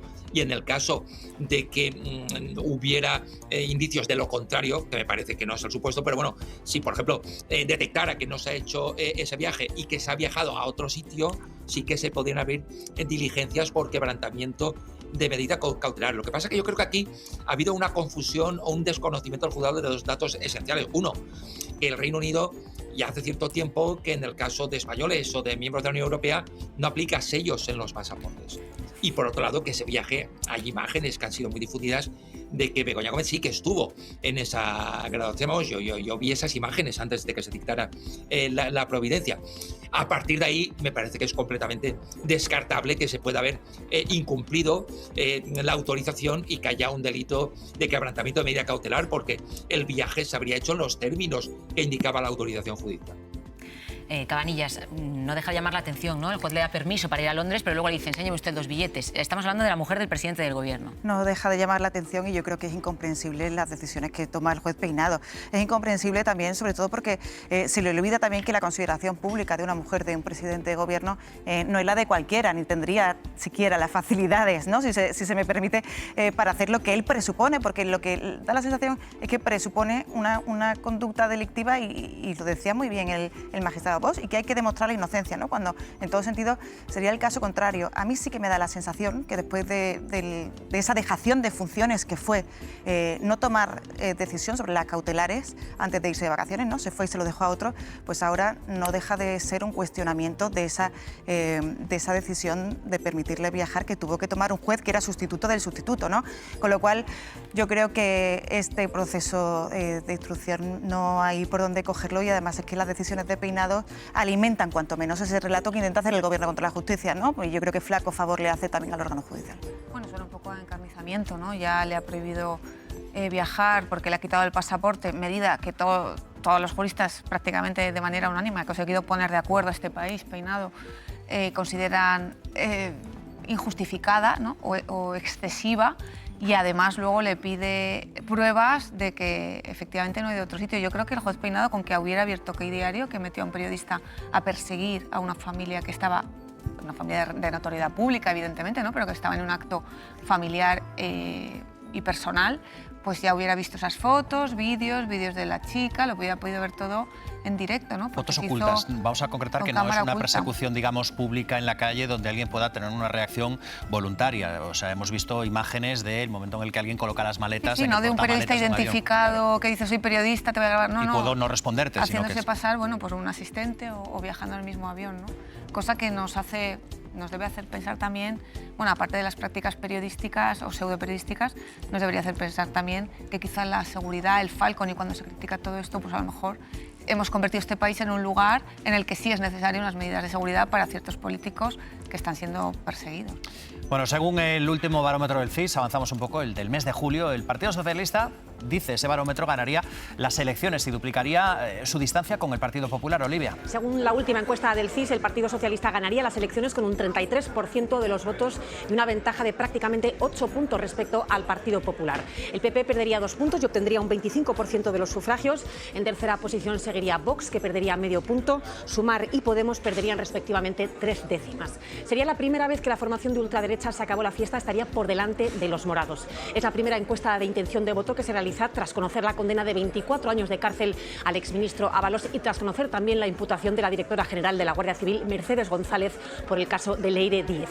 En esta encuesta también se ha pedido la valoración de los principales líderes políticos. Ninguno aprueba.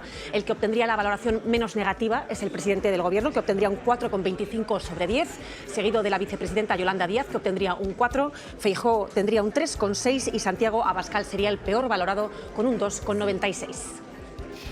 Ana, ¿qué lectura política haces de este último barómetro del CIS, que dice que el PSOE aumenta la distancia con el PP a pesar de, pues eso, la maraña judicial de la que estábamos hablando? Bueno, antes de interpretar los datos, permíteme, hay que ponerlos en el contexto de la institución que lo realiza, que es el CIS, que desde que llega a Tezanos hay un sesgo sistémico a favor del Partido Socialista por el método de recolección en el que sobredimensiona al votante socialista y infravalora al del Partido Popular. Entonces, sin esos datos, con el sesgo, ¿qué me llama a mí la atención? Uno, que en España, a diferencia del resto de Europa, se mantiene la solidez de los dos grandes partidos. Esto es una anomalía. En Alemania, en Francia, en Italia están sufriendo mucho. Incluso en Alemania hoy el Partido Socialista, que gobernó en coalición hace 2 años, estaría en tercera posición y le haría el sorpaso Alternativa por Alemania. Y luego la otra clave del CIS es la política de bloques, porque sabemos que se han acabado las mayorías absolutas, con lo cual los bloques son claves para conocer la gobernabilidad.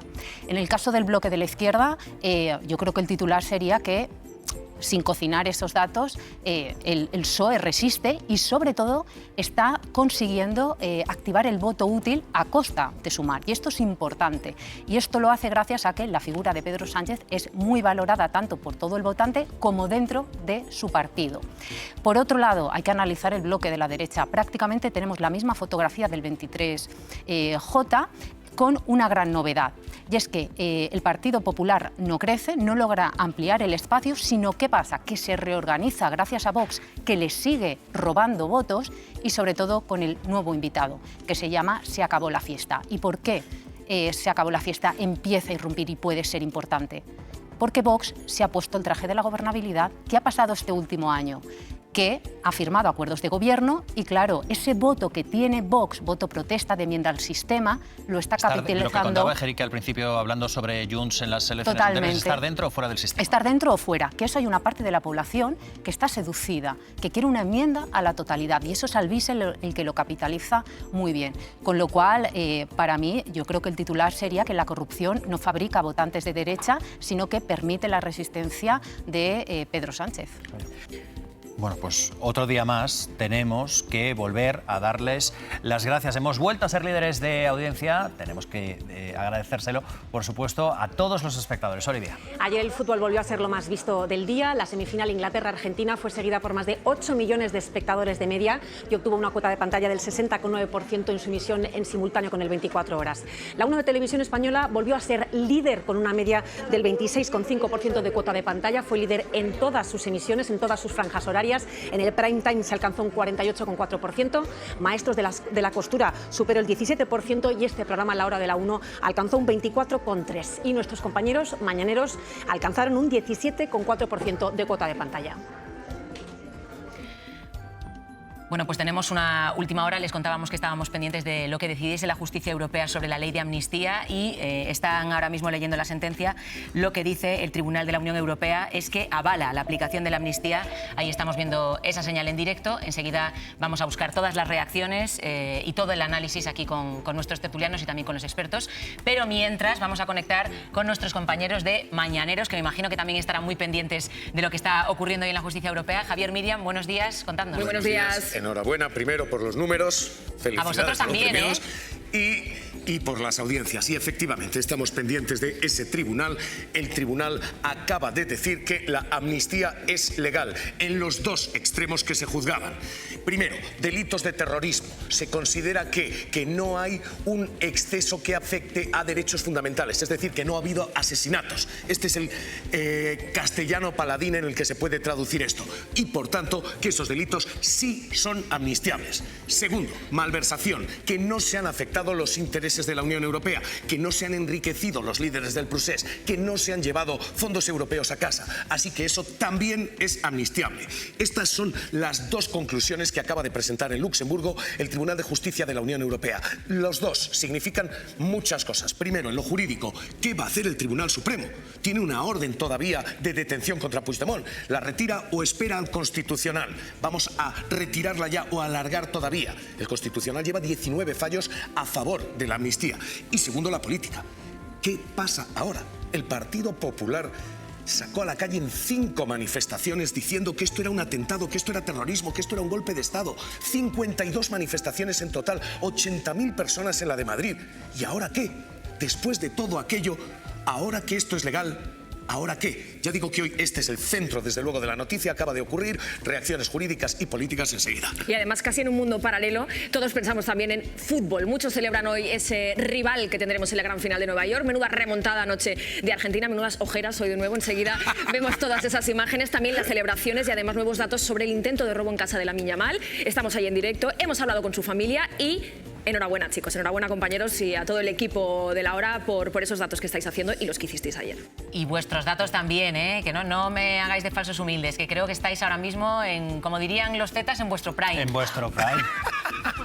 Francisco Javier Herrero Arribas, Javi Momboro Polvorín, Carrión de los Condes, web tienda online, Momboro Moda Capricho, momboromodacapricho.com. Artículos personalizados Momboro Polvorín. momboromodacapricho.com. Inicio Momboro Modas tienda novedades. Visita mi web. También catálogo en WhatsApp. +34 664 828 044. Atención personalizada a cada cliente. Sin sistemas ni robots. Teléfono y WhatsApp +34 688 776 781. Contacta conmigo sin ningún compromiso. Estaré encantado de atenderte. Muchas gracias. Francisco Javier Herrero Arribas. Javi Momboro Polvorin. Carrion de los Condes. Online store. Momboro Moda Capricho. MomboroModaCapricho.com.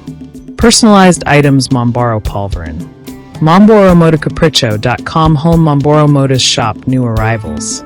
Visit my website. Catalog also available on WhatsApp. +34 6648 28044. Personalized attention for each customer. No automated systems or robots. Phone and WhatsApp +34 6887767781. Contact me with no obligation. I'd be happy to assist you. Thank you very much. Servicios. Diseño gráfico y multimedia. Creación y mantenimiento de páginas web. Diseño de moda exclusiva a capricho. Clases de informática presencial y online. Logotipos, folletos, carteles, vídeos, publicidad. Retoque y reparación de fotografías. Edición y montajes de vídeos personalizados, eventos, cumpleaños. Carteles y vídeos, asociaciones, redes sociales.